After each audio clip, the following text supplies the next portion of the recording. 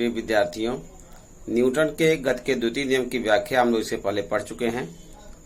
आज न्यूटन के गति के तृतीय नियम की व्याख्या और उसके उदाहरण के बारे में अध्ययन करेंगे। तो आइए शुरू करते हैं न्यूटन के गति के तृतीय नियम की व्याख्या। प्रिय विद्यार्थियों, आज हमारा टॉपिक है explanation of Newton's third law of motion. Newton के गति के तृतीय नियम की व्याख्या। इस नियम के अनुसार हम सभी जानते हैं कि प्रत्येक क्रिया यानी एक्शन के लिए उसके समान परंतु विपरीत दिशा में प्रतिक्रिया अर्थात रिएक्शन भी होती है। अर्थात जब भी कोई एक वस्तु दूसरी वस्तु पर बल लगाती है तो दूसरी वस्तु भी पहली वस्तु पर उतना ही बल विपरीत दिशा में लगाती है। इसीलिए इस नियम को क्रिया प्रतिक्रिया का नियम भी कहते हैं। यहाँ हम लिख सकते हैं, इस नियम को क्रिया प्रतिक्रिया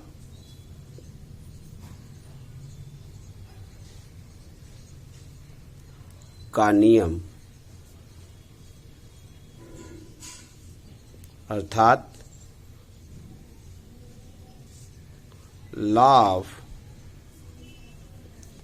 एक्शन रिएक्शन या एक्शन रिएक्शन लॉ भी कहते हैं।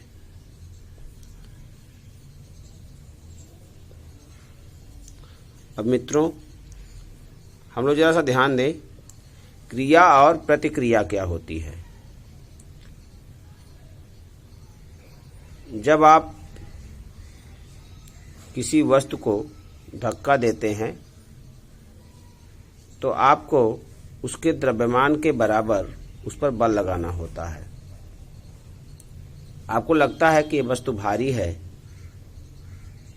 जो ये महसूस होता है कि वस्तु भारी है, यह क्यों महसूस होता है? क्योंकि वह वस्तु आपके बल के बराबर परंतु जिस दिशा में आप कार्य कर रहे हैं उस दिशा के विपरीत बल लगाती है। इसीलिए आपको वह वस्तु भारी महसूस होती है। इसको तो हम फार्मूला के रूप में निम्न प्रकार लिख सकते हैं। यदि दो पिंड ए व बी एक दूसरे पर बल आरोपित कर रहे हैं तो पिंड ए द्वारा पिंड बी पर आरोपित बल बराबर पिंड बी द्वारा पिंड ए पर विपरीत दिशा में आरोपित बल। यदि पिंड ए द्वारा बी पर लगाए गए बल को हम एफ ए बी से प्रदर्शित करें तो एफ ए बी इक्वल होगा माइनस, ये माइनस विपरीत दिशा के लिए है, एफ बी ए अर्थात बी द्वारा ए पर लगाया गया बल। यद्यपि क्रिया और प्रतिक्रिया बल परिमाण में हमेशा समान होते हैं, परंतु फिर भी ये बल एक समान परिमाण के त्वरण को उत्पन्न नहीं कर सकते, क्योंकि प्रत्येक बल अलग अलग द्रव्यमान की वस्तुओं पर कार्य करता है। अब हम कुछ उदाहरण ले लेते हैं। न्यूटन के तीसरे नियम की व्याख्या करने के लिए कुछ उदाहरणों की आवश्यकता है। अतः हम उदाहरण लेते हैं। यदि हम ये दो कमानीदार तुला ले लें और एक को इधर से और दूसरे को इधर से यहाँ पर एक दूसरे से मिलाकर अगर हम इसको खींचते हैं तो दोनों का पाठ्यांक समान आता है। अर्थात जितना पाठ्यांक इसका आता है उतना ही पाठ्यांक इस कमानीदार तुला में आता है। अर्थात जितना खिंचाव इस तुला का होता है उतना ही खिंचाव इस दूसरी तुला का होता है। इसको हम इधर खींचते हैं और इसको दाहिने, एक कमानीदार तुला को हम दाहिने खींच रहे हैं, दूसरे कमानीदार तुला को बाएं खींच रहे हैं। यहाँ भी ये फोर्स इम्पल्स हो रहा है। इसमें बल ऊपर की ओर लग रहा है और इसमें बल नीचे की ओर। यहाँ बांध करके इसको लटका दिया गया है, खूंटी से लटका दिया जाए, या हम दोनों हाथ में इसको ऐसे इस प्रकार से पकड़ करके और हम इसको खींचें अगर एक दूसरे की ओर, तो दोनों का पाठ्यांक समान आता है, जो न्यूटन के क्रिया प्रतिक्रिया के नियम की पुष्टि करते हैं। ये सबसे अच्छा उदाहरण है और इसको हम आसानी से देखकर सीख सकते हैं। इसको हम लिख लें, दो कमानीदार तुलाओं को दो कमानीदार तुलाओं के हुकों को एक दूसरे में फंसाकर एक तुला को दीवार में एक खूंटी से लटकाते हैं। चित्रानुसार, जैसा मैंने चित्र दिखाया आपको, दूसरी तुला को खींचते हैं। दोनों तुलाओं के पाठ्यांक समान बल प्रदर्शित करते हैं, जो कि क्रिया प्रतिक्रिया के नियम की पुष्टि होती है, न्यूटन के तीसरे नियम की पुष्टि होती है। ऐसे ही कुछ और उदाहरण हम ले सकते हैं। एक दूसरा उदाहरण हम लेते हैं। कुएं से जल खींचते समय अचानक रस्सी टूट जाने पर खींचने वाला पीछे की ओर गिर पड़ता है। इसका क्या कारण है? जब मनुष्य रस्सी द्वारा जल से भरी बाल्टी को अपनी ओर खींचता है तो बाल्टी भी मनुष्य को अपनी ओर खींचती है। फिर से समझेंगे। जब हम रस्सी द्वारा जल से भरी बाल्टी को कुएं से अपनी ओर खींचते हैं तो बाल्टी भी हमको अपनी ओर खींचती है। इसलिए यदि रस्सी अचानक टूट जाए तो बाल्टी का मनुष्य पर खिंचाव समाप्त हो जाता है। बाल्टी जो आपको खींच रही थी अपनी ओर, उसका खिंचाव समाप्त हो जाता है। इसी कारण से आप पीछे की ओर गिर पड़ते हैं। तो ये एक उदाहरण क्रिया प्रतिक्रिया का ये दूसरा उदाहरण हो गया। अब एक तीसरा उदाहरण लेते हैं। बंदूक से गोली चलाने पर बंदूक द्वारा पीछे की ओर धक्का लगता है। यानी जब हम बंदूक से गोली चलाते हैं तो जो व्यक्ति बंदूक से गोली चलाता है उस चलाने वाले व्यक्ति को पीछे की ओर धक्का लगता है। इसका क्या कारण है? आइए देखते हैं।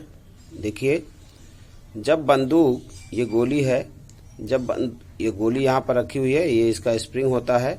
जब बंदूक को चलाया जाता है तो गोली आगे की ओर निकलती है। गोली पर त्वरित बल लगता है जो कि वह उसे आगे की ओर बढ़ा देता है। यानी जब बंदूक से गोली दागी जाती है तो गोली क्रिया बल के कारण, किस बल के कारण? क्रिया बल के कारण आगे की ओर बढ़ती है, परंतु गोली के द्वारा एक प्रतिक्रिया बल लगाया जाता है। उस प्रतिक्रिया बल के कारण गोली चलाने वाले व्यक्ति पर पीछे की ओर धक्का लगता है। इस प्रकार से गोली चलाने वाले व्यक्ति पर प्रतिक्रिया बल कार्य करता है, जबकि गोली आगे की ओर क्रिया करती है। यह भी क्रिया प्रतिक्रिया बल का एक अच्छा उदाहरण है। इसके द्वारा भी हम क्रिया प्रतिक्रिया बल को आसानी से समझ सकते हैं। एक और उदाहरण देखते हैं। रॉकेट की गति अगला उदाहरण है क्रिया प्रतिक्रिया का। रॉकेट में हम आपको दिखा रहे हैं, ये रॉकेट है। रॉकेट में ज्वलनशील पदार्थ भरा गया होता है। जब यह ज्वलनशील पदार्थ जलता है तो बहुत अधिक मात्रा में गैस उत्पन्न करता है। यह गैस पीछे की ओर आती है और जैसे यह गैस पीछे की ओर आती है वह रॉकेट को आगे की ओर धक्का देती है। इस प्रकार गैस द्वारा आरोपित बल के विपरीत दिशा में समान प्रतिक्रिया बल रॉकेट पर लगता है और इसके फलस्वरूप रॉकेट आगे ऊपर की ओर बढ़ जाता है। ये क्रिया प्रतिक्रिया के नियम पर आधारित है। एक बार फिर से सुन लें। जब यहाँ ये ईंधन को जलाया जाता है तो ईंधन से बहुत अधिक मात्रा में गैस पीछे की ओर निकलती है। जैसे ही गैस पीछे की ओर निकलती है, यह एक प्रतिक्रिया बल लगाती है जो रॉकेट को ऊपर की ओर भेज देता है। इस प्रकार क्रिया प्रतिक्रिया बल के कारण ही रॉकेट ऊपर की ओर बढ़ जाता है। यह भी न्यूटन के गति के तृतीय नियम का एक अच्छा उदाहरण है।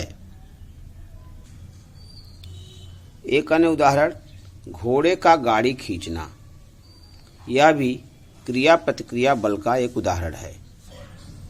आइए व्याख्या कर देते हैं। ये घोड़ा है, ये उसमें गाड़ी रहती है, इसको घोड़ा गाड़ी कहते हैं या इसको हम इक्का भी कहते हैं। घोड़ा जब आगे की ओर दौड़ता है तो अपने पैरों से पृथ्वी को पीछे की ओर धकेलता है।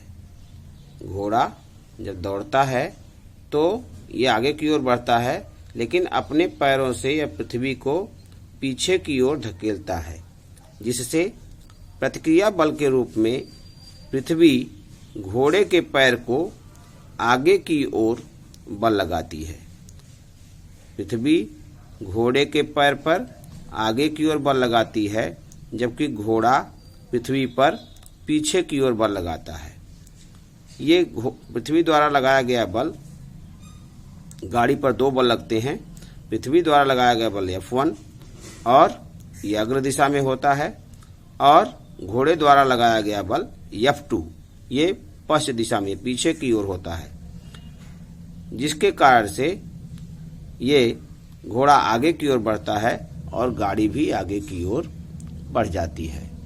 बहुत ही सरल उत्तर हुआ कि घोड़ा पैर से पृथ्वी को पीछे की ओर फेंकता है, पीछे की ओर धकेलता है, और इसके कारण से पृथ्वी घोड़े को आगे की ओर धकेल देती है।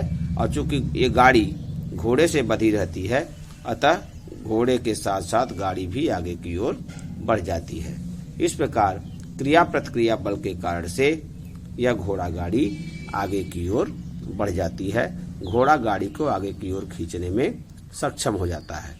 इस प्रकार ये न्यूटन के हम नियम की तीसरे नियम की हम लोगों ने व्याख्या किया। अब आगे की ओर इसमें संवेग और आवेग दो राशियां और हैं, उनको भी हम व्याख्या करेंगे।